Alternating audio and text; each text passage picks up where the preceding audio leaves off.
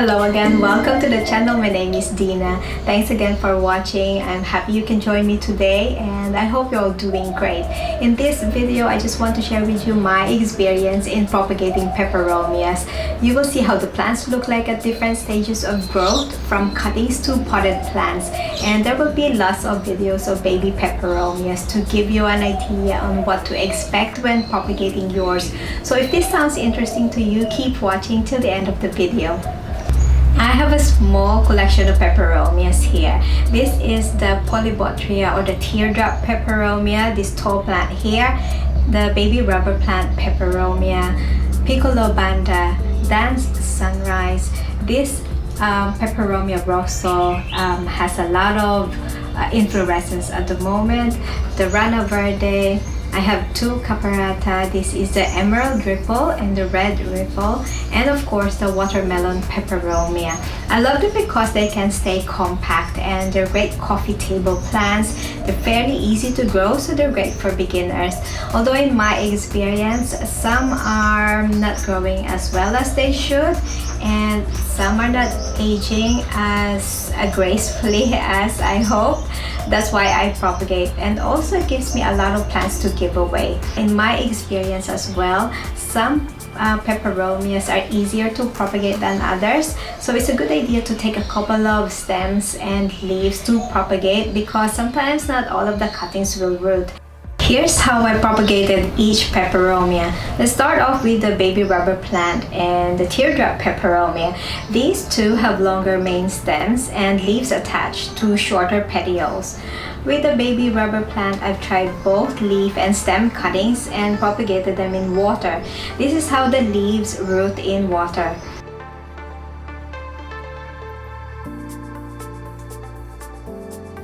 I have not planted any of these in soil, so I can't say how well they will grow, but I have a feeling it will be easy. And this is one of the stem cuttings. After about 2 months or so, I moved the cuttings in soil, and this is how the baby plant looked like. I also have not tried planting the cuttings straight into soil, so I can't comment on how well they will root. I just want to add that if your baby rubber plant is variegated, then take stem cuttings to propagate instead of leaves, so you don't lose the variegation. Next is the Polybotria or the teardrop peperomia. With this plant, I took a bigger stem cutting, this one here, from one of the plants in this pot and propagated that in water.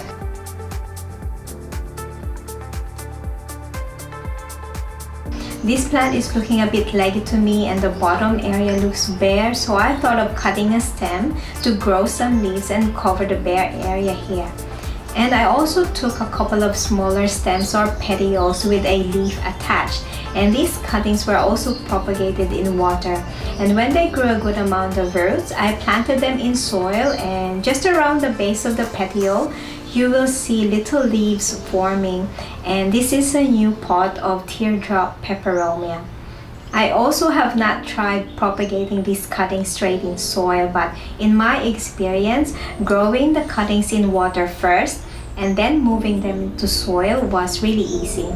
With the other peperomias, the Rana Verde for example, and the Piccolo Banda, the main stems can be really short, and what we can see are these single stems or petioles with a leaf attached. For these two plants, I took a couple of cuttings like these and propagated in water and then moved them into soil after a couple of months. And then you will see these tiny stems and leaves grow from the base of the propagated stem. Once I have a lot of new leaves, I then cut off the propagated stem to allow the baby plant to grow on its own. This is a baby Piccolo Banda, and these ones are the Rana Verde. For me, both plants are very easy to propagate. With these peperomias, the Dance Sunrise and the Caparatas, I have tried taking stem cuttings and placing them in water to root, but they all turned mushy and didn't really form roots, no matter how much light I have given the cuttings, and I have not tried propagating them again after that. I will try again next spring. I had more success with the Rosso peperomia, sort of. What worked for me was taking cuttings of a short stem and leaf like this and planting those straight in the soil. And this is how the leaf or stem cuttings look like when the new growth comes out. I left them in this pot to grow for a couple more weeks depending on the growth until they're bigger, and then I will move them into a different potting medium which will be chunky and airy. I admit their growth is really slow compared to the other peperomias. At this time, I still don't have a new peperomia rosso.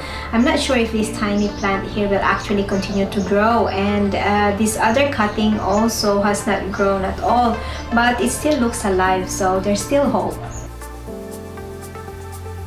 And finally, we come to the watermelon peperomia.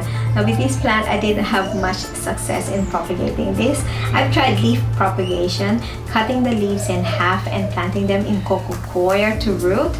Some did grow some roots, and there were actually tiny leaves coming out, but eventually they just dried off. What worked for me was taking like stem cuttings and propagating that in water. Even that, only one cutting survived. And for me, watermelon peperomia was challenging to propagate. And this is how I'm growing more peperomias. That is all for today. Thanks again for watching. I hope this video gave you an idea on how your peperomias grow from cuttings to small plants.